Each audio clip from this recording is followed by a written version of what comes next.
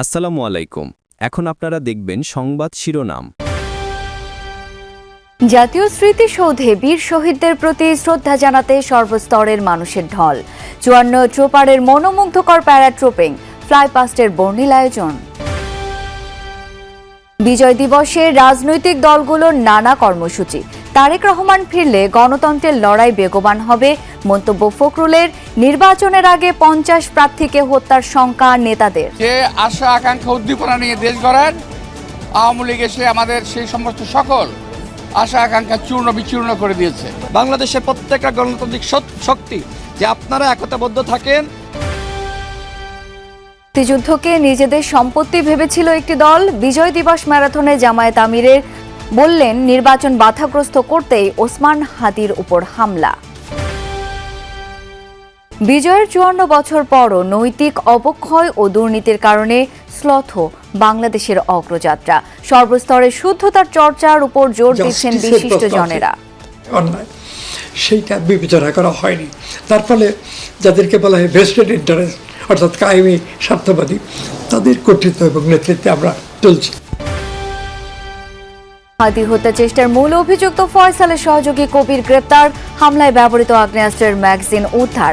আশুলিয়া হয়ে প্রাইভেট কারে ময়মনসিংহ যায় ২ সন্দেহভাজন। আসসালামু আলাইকুম। এখন দেখবেন সংবাদ বিস্তারিত। মহান বিজয় দিবসে বীর শহীদদের শ্রদ্ধা জানাতে সাভারে জাতীয় স্মৃতিসৌধে নেমেছে মানুষের ঢল। রাষ্ট্রীয় আনুষ্ঠানিকতার পর সাধারণ মানুষের জন্য উন্মুক্ত করা হয় স্মৃতিসৌধ প্রাঙ্গণ। বিনম্র শ্রদ্ধায় জাতির সূর্য সন্তানদের স্মরণ করছেন সব শ্রেণী পেশার মানুষ। পূর্ব আকাশে সূর্য ওঠার আগে বিজয় উল্লাসে মেতে ওঠে সাভারের জাতীয় স্মৃতিসৌধ এলাকা। কুয়াশা আর হিমেল হাওয়া উপেক্ষা করে হাতে লাল সবুজের পতাকা আর হৃদয়ে দেশপ্রেম নিয়ে হাজির হন হাজারো মানুষ। বিভিন্ন রাজনৈতিক, সামাজিক ও সাংস্কৃতিক সংগঠনও ব্যানার, ফেস্টুন নিয়ে শহীদ বেদিতে ফুল দিচ্ছেন। শিশুদের মাথায় জাতীয় পতাকা আর গালে আঁকা আলপনা বাড়িয়ে দিয়েছে বিজয়ের আমেজ। সবার কণ্ঠে ছিল অসাম্প্রদায়িক এবং বৈষম্যহীন বাংলাদেশ গড়ার অঙ্গীকার। সেই সাথে নতুন প্রজন্মের মাঝে মুক্তিযুদ্ধের চেতনা ছড়িয়ে দেওয়ার প্রত্যয় ব্যক্ত করেন অনেকে। আজকে বিজয় দিবস আমার খুব ভালো লাগছে। নিজেকে দেশের জন্য উৎসর্গ করা বা দেশের হয়ে কোন একটা কাজ করা, এটাই আমি চাচ্ছি। ৭১-এর এত কষ্টের পর যে আমাদের স্বাধীনতা অর্জন হয়েছে, যুবক হিসেবে যেটা আমার মনে হয় যে আমরা যে স্পৃহা ধারণ করি, এটা সারা জীবন আমাদেরকে টিকিয়ে রাখতে হবে।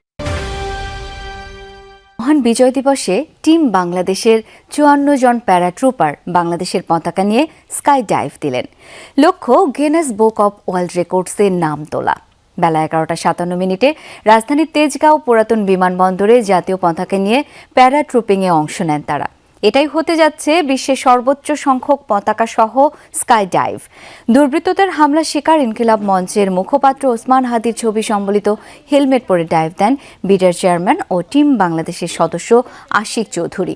সুদানের জাতিসংঘ মিশনের শহীদ ৬ বাংলাদেশি শান্তিরক্ষীর প্রতি শ্রদ্ধা জানিয়ে ৫৪ জনের মধ্যে ৬ জন নিজ নাম ফলকের বদলে তাদের নেম প্লেট ধারণ করেন।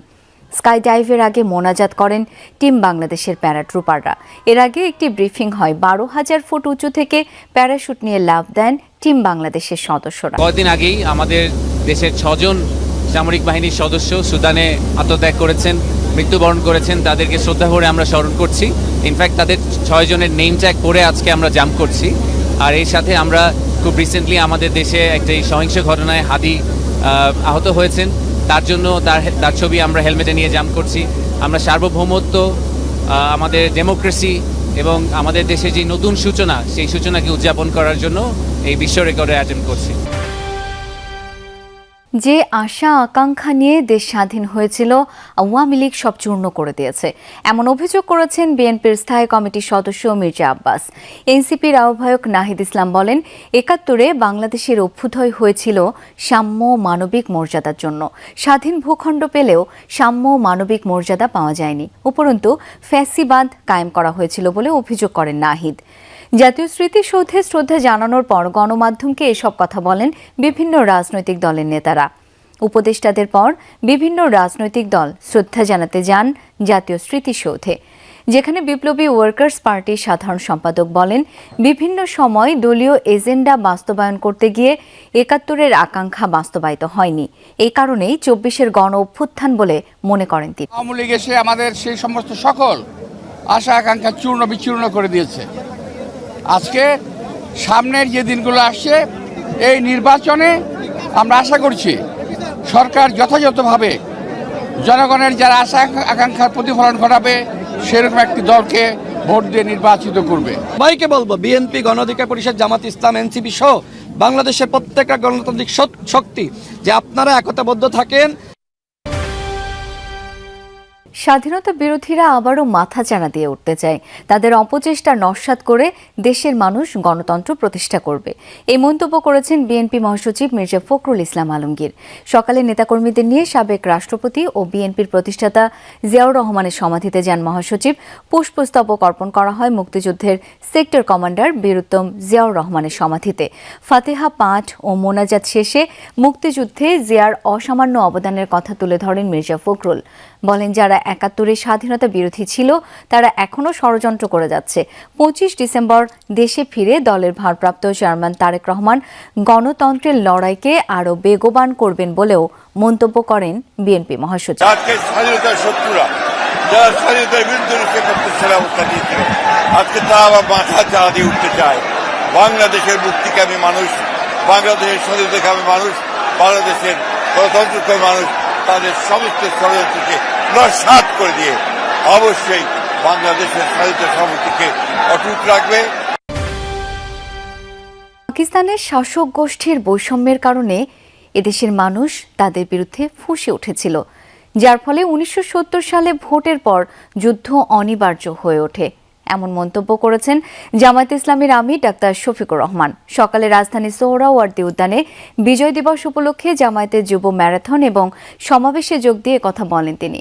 জামায়াত আমির অভিযোগ করেন, মুক্তিযুদ্ধকে নিজেদের সম্পত্তি ভেবে নিয়েছিল একটি দল। বিজয় দিবসে জামায়াতে ইসলামীর যুব ম্যারাথন। ভোরে ঐতিহাসিক সোহরাওয়ার্দী উদ্যানে হাজির ঢাকা মহানগরীর বিভিন্ন ইউনিটের নেতাকর্মীরা। উদ্বোধনী আয়োজনে যোগ দিয়ে জামায়াতের আমির বলেন, নতুন বাংলাদেশে তরুণদের নিয়ে নতুন রাজনীতি করতে হবে। আমরা শান্তির এক টুকরা বাংলাদেশ চাই, এমন বাংলাদেশ চাই যেই বাংলাদেশের প্রাণ হবে যুব সমাজ। এই যুব সমাজের হাত ধরে আজকের ম্যারাথন যেমন এগিয়ে যাবে, আগামীকালের বাংলাদেশও তেমনি এগিয়ে যাবে ইনশাআল্লাহ। সোহরাওয়ার্দী উদ্যান থেকে শুরু হয় ম্যারাথন। কেউ দৌড়ে, কেউ হেঁটে রওনা করেন গন্তব্যের দিকে।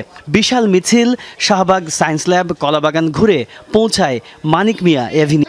সমাপনী আয়োজনে জামাতে ইসলামীর সেক্রেটারি জেনারেল বলেন, নির্বাচনকে বাধাগ্রস্ত করতেই ওসমান হাদির উপর হামলা চালানো হয়েছে। ছোট থেকে বড়, গ্রাম থেকে শহর, সবখানেই নৈতিক অবক্ষয়ের প্রতিযোগিতা। প্রাতিষ্ঠানিক বড় বড় ডিগ্রিও সততার আলো জ্বালাতে পারেনি কারো কারো। বিজয়ের ৫৪ বছর পরও দুর্নীতির শীর্ষ তালিকায় বাংলাদেশ।